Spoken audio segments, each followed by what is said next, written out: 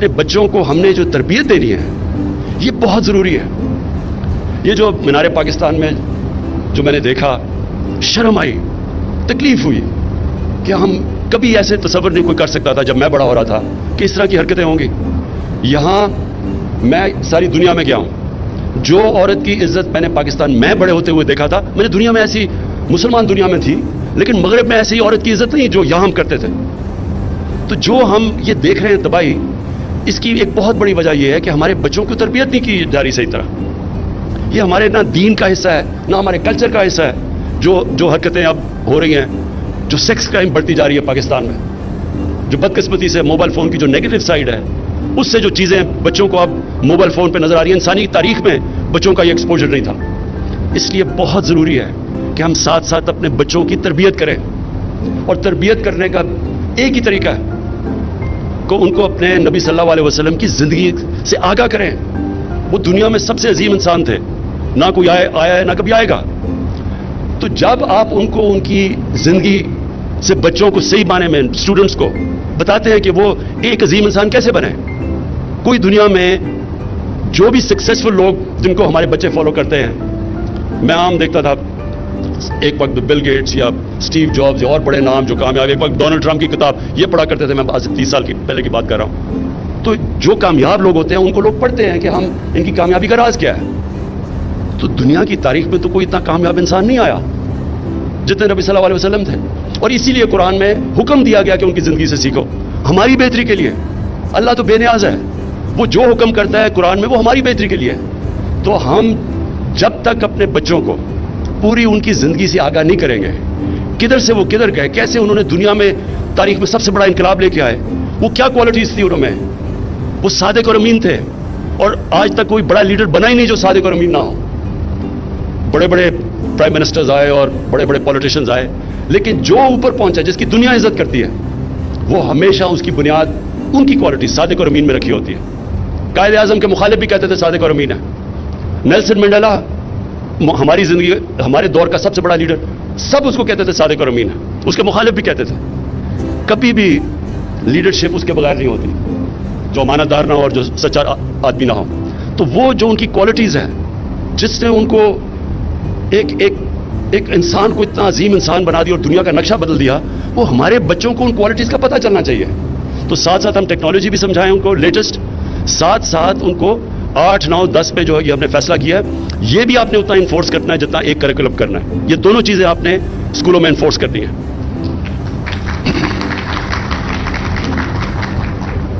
میں آخر میں مراد آپ کو مبارک دیتا ہوں. جو مجھے آپ میں چیز پسند ہے وہ یہ کہ آپ میں اس سبجیکٹ کا جنون ہے. پیشن کے بغیر کوئی انسان بھی بڑا کام بھی نہیں کرتا. اگر کھلاڑی بھی ہے تو ایک میں ٹیلنٹ زیادہ ہے, ایک میں پیشن زیادہ ہے. جس میں پیشن ہے وہ کھلاڑی کو شکست دے دے گا, جس میں ٹیلنٹ زیادہ ہے. جو پیشن ہے اس کی وجہ سے لوگ بڑے کام کرتے ہیں. اور آپ نے, میں نے جو دیکھا آپ میں پیشن اپنی اس منسٹری کے لیے, تو جب ہم پیشن دیکھتے ہیں چیف منسٹر یا پرائم منسٹر, تو ہم پھر اس منسٹری کو بیک بھی کرتے ہیں, کیونکہ نظر آتا ہے کہ وہ دل سے کام کر رہا ہے. یہ بڑا امپورٹنٹ کام ہے.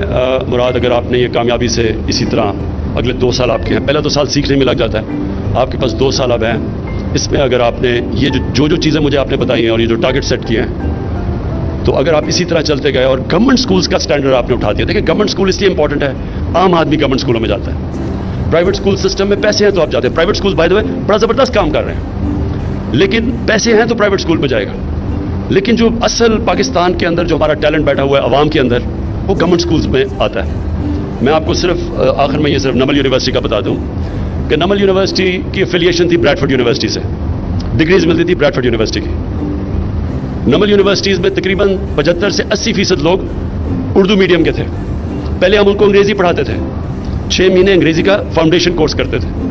سارے بچے 92% اسکالرشپ پہ تھے, افورڈ نہیں کر سکتے تھے اچھی تعلیم.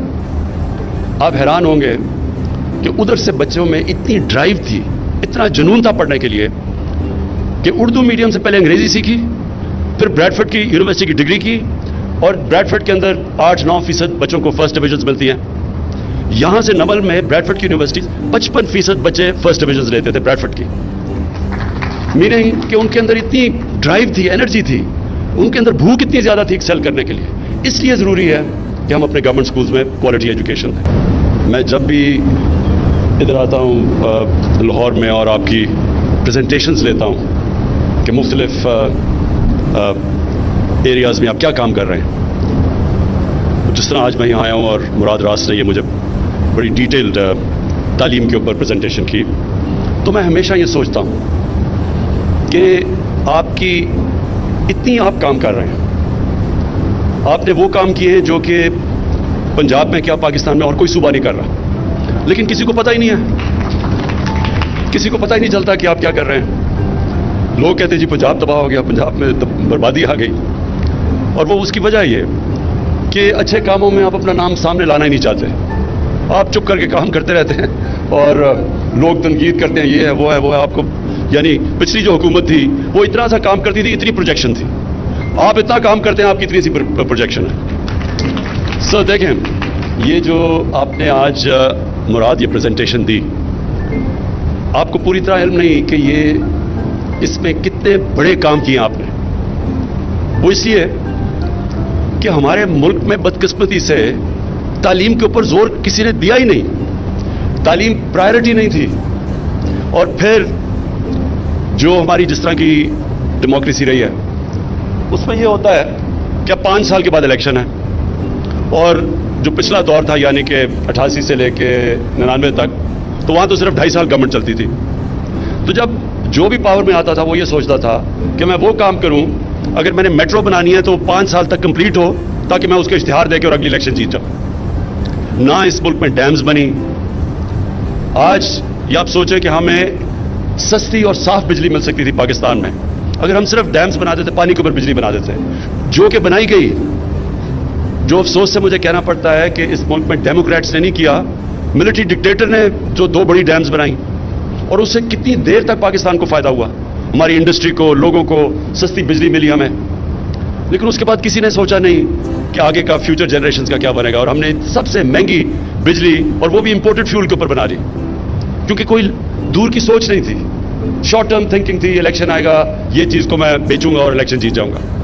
تو نہ ہم نے اپنے ملک میں آنے والی جنریشنز کے لیے سوچا کہ یہاں ملک میں ہم تباہ کر رہے ہیں اپنے جنگلات, جو انگریز بھی چھوڑ کے گئے تھے, جنگل چھانگا مانگا, اور یہ ان کو بھی ہم نے تباہ کر دیا. اور پورے ہمارے بڑے جنگلات ان کی ایسی تباہی کی کہ اس کے آنے والی جنریشنز پہ اگر اب ہم یہ نہ کریں, جو 10 ارب درخت اگا رہے ہیں, تو ہم ان کا مستقبل متاثر کر رہے ہیں.